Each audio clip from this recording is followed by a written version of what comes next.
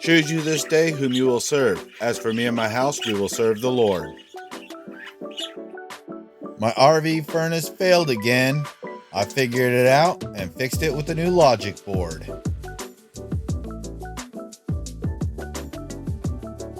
All right, everybody. After a week of service, the logic board appeared to fail. It wasn't putting out any voltage to turn on the propane switchers, and it doesn't seem to be sparking anymore. So I went ahead and ordered me a new logic board, got it installed. I actually tested it out first before I went ahead and put it all in, but got the propane hooked up and everything, and I just powered it up and it lit up and fired up, and now I want to show it to you on the camera. All right, this is the thermostat. Hold on.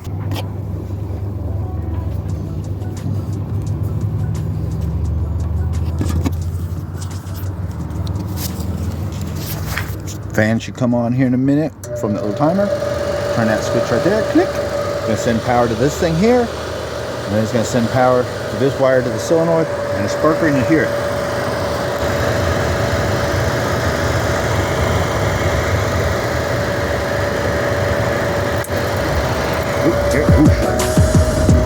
Nice warm air coming out of there. Oh yeah, nice warm air coming out of there. Don't want to get too hot though while it's sitting on the table, so click, unhook it, boom.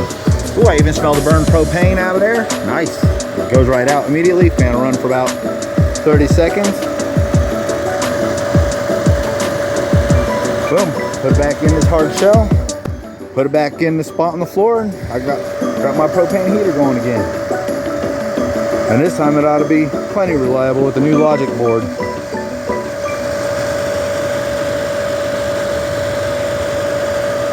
Any moment now.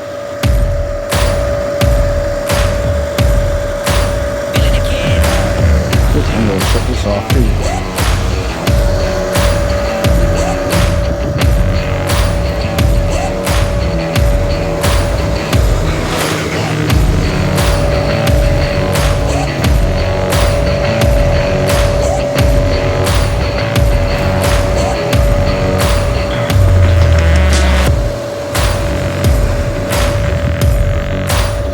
Well, supposed to shut off. There it goes. All right.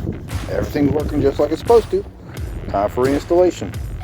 All right, and just to backtrack, the original problem I had with this furnace right after I first got it was all these little rust holes up in here had burned up this wire because of the sensor and stopped it working. And like I said, after 4 or 5 years, I finally got around to figuring this out, fixing it. It ran for a week, and then the logic board fried. Now the logic board's fixed, so now it's time to take this thing and slide it up into there. A couple of screws here and there, and take that, move it inside again.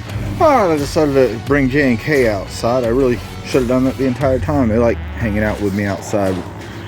Alright, now that I got it slid in, put the screws back here and there, and that's all that holds this part into this part.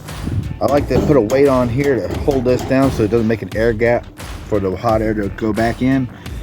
And I hooked this thing back up. I just run this wire on the outside right now because I just don't have access to insulated wire at the moment, but I plan on redoing that here eventually.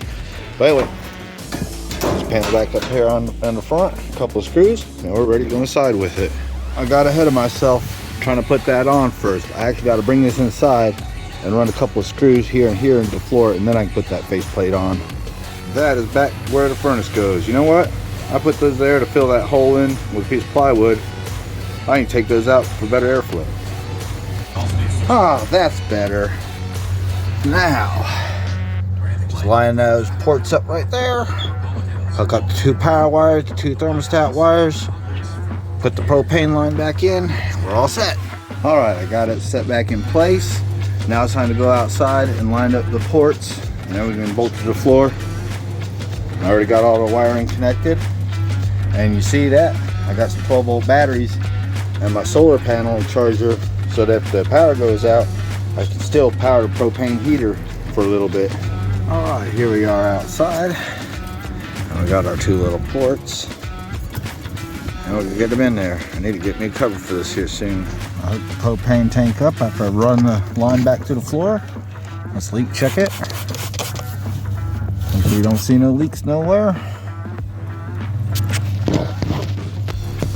Looking good on this end, which it should. This is the end that's not supposed to fail, user friendly. Now let's go check the one on the inside. Let's see what happens.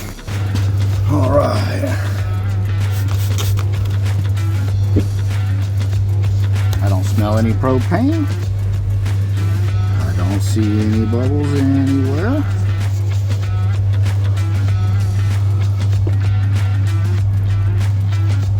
Fantastic. Now, the one we've all been waiting for.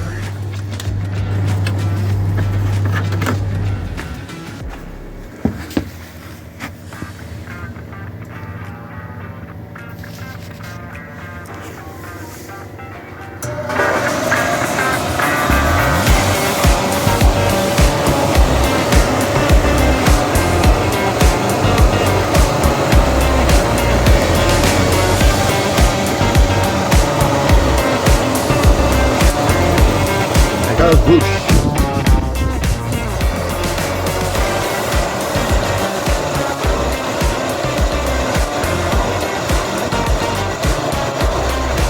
Yep, there it is.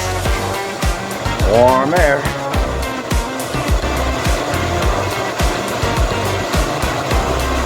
Oh yeah. That's working good. Hee hee hee.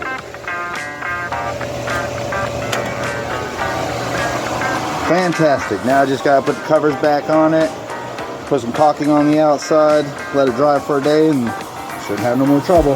There we go. Covers on. Ready to call it a day. Answer the phone, Joshua.